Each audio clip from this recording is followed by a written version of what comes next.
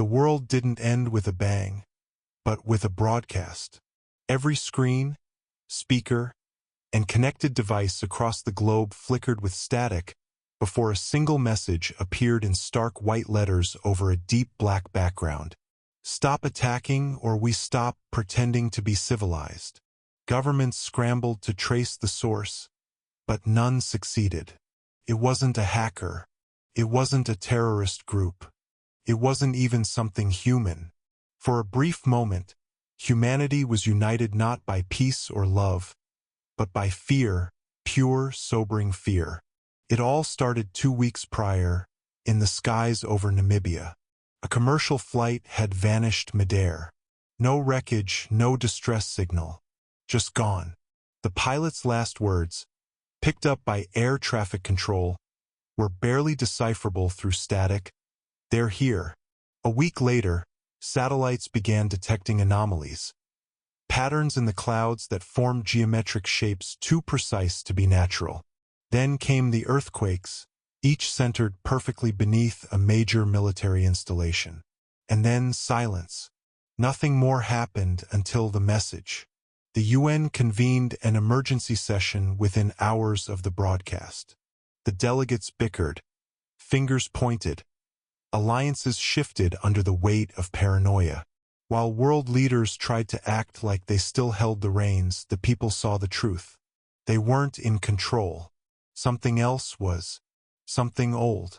Something watching. In a small apartment in Sao Paulo, Mariana watched the footage of the message on a loop. She was a linguist, but this wasn't about language. It was about intent. The simplicity of the words chilled her more than any grammar she'd ever analyzed.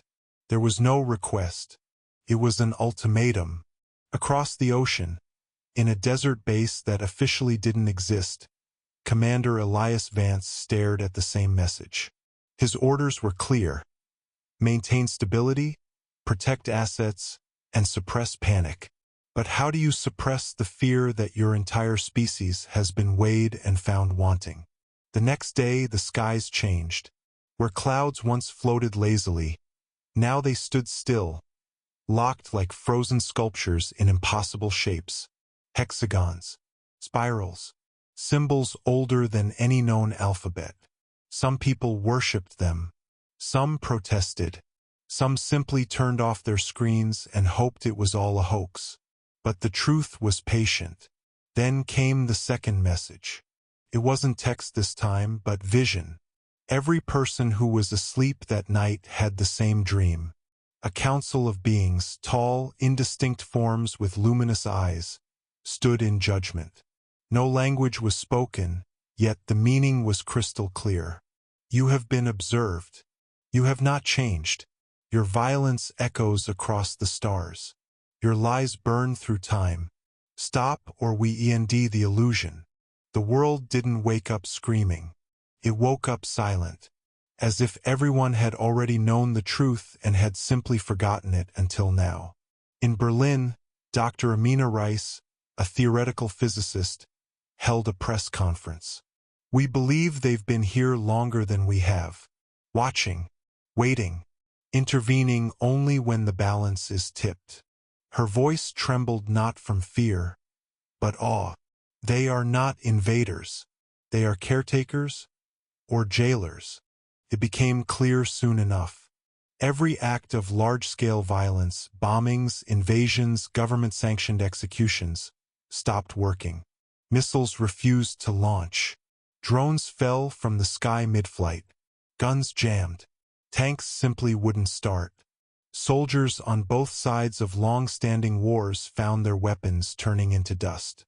Literally, in the middle of armed standoffs, rifles disintegrated into fine white ash. One soldier swore he saw a shimmering hand over his weapon a second before it vanished. And yet nothing else changed. Food still grew.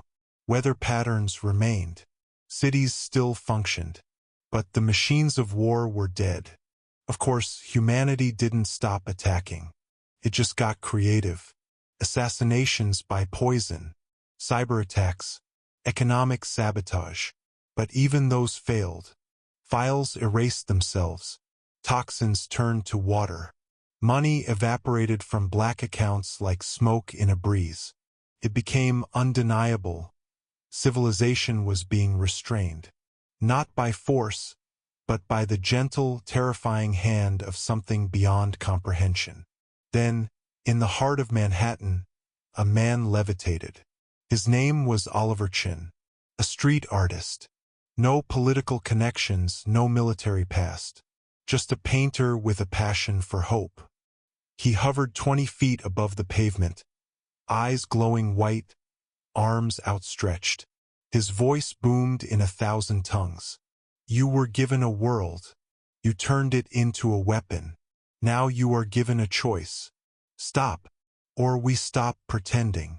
The message repeated across every continent. Different messengers, different languages, same ultimatum. And then, as quickly as it had begun, the messengers collapsed. Alive, unharmed, but no memory of what they'd done. And that's when people truly began to believe. Not everyone, of course. Some still called it an elaborate hoax. Others claimed it was mass hysteria or alien mind control. But it didn't matter, because the changes didn't stop. A corrupt CEO tried to bribe a judge. The money turned to salt in his hands. A general ordered the suppression of a peaceful protest. His voice was silenced the moment he gave the command. Literally, no sound left his lips. A dictator who had ruled with terror for decades disappeared. Not arrested, not killed, just gone. His palace remained. His guards stood dazed. But he was no longer anywhere on Earth. The message was being enforced. Not by war, not by destruction, but by a total and merciless shutdown of everything that made violence possible. For the first time in human history, peace wasn't an ideal. It was a requirement. In small towns and crowded cities, people began to talk. Not in fear, but in curiosity. What now? What comes next when the threat of violence no longer holds power? Some communities flourished. Neighbors built gardens together. Schools began teaching empathy as a primary subject. Borders opened. Prisons emptied. New laws were written, not from fear of punishment, but from desire to cooperate. But not everyone adapted. A black market for ungoverned violence emerged. An underground network for those who still wanted to hurt. They built crude weapons, tried to hide them. But every attempt failed. The tools crumbled. The plans vanished. Their intentions exposed. The enforcers, as they were now called, weren't cruel. They didn't kill. They didn't torture. They simply unmade the means to do harm. And when that wasn't enough, they erased the desire itself. More messages followed, but never in words. Only in dreams, visions, strange encounters with glowing animals, or whispers in forests and alleys. The messages all said the same thing. This is your last chance. In Tokyo, a child wrote a poem in perfect Latin, despite never studying it, describing Earth as a fractured jewel floating in a sea of wounded stars. The poem ended with a line no one could translate perfectly. But the meaning was felt: be still or be ended. Then the skies cracked. Not literally, but across the world, people looked up at once and gasped. The sun shimmered in unnatural colors. The moon split into three, just for a moment. Time bent. Clocks skipped. Gravity shifted like a hiccup. And then everything returned to normal. It was a warning, a taste of what they could do. Civilization, once built on threat and hierarchy, began to change. Slowly, people questioned why money mattered, why borders mattered, why hatred had been such a staple of culture. Artists rose to the forefront. Philosophers, healers, teachers. Soldiers became gardeners. Spies became poets. A new age began. Not of prosperity or technology, but of simplicity, honesty, stillness. But there was always the shadow of the final warning. Always the knowledge that the enforcers were still watching, still judging. And then, 1 year after the first message, a final broadcast lit up the skies. You have chosen. For now, we will allow you to continue. But remember, stop attacking, or we stop pretending to be civilized. The skies went dark for a moment longer than a blink. When the stars returned, they shone brighter, as if relieved, and humanity, for the first time in millennia, began to live. Not just survive, but live.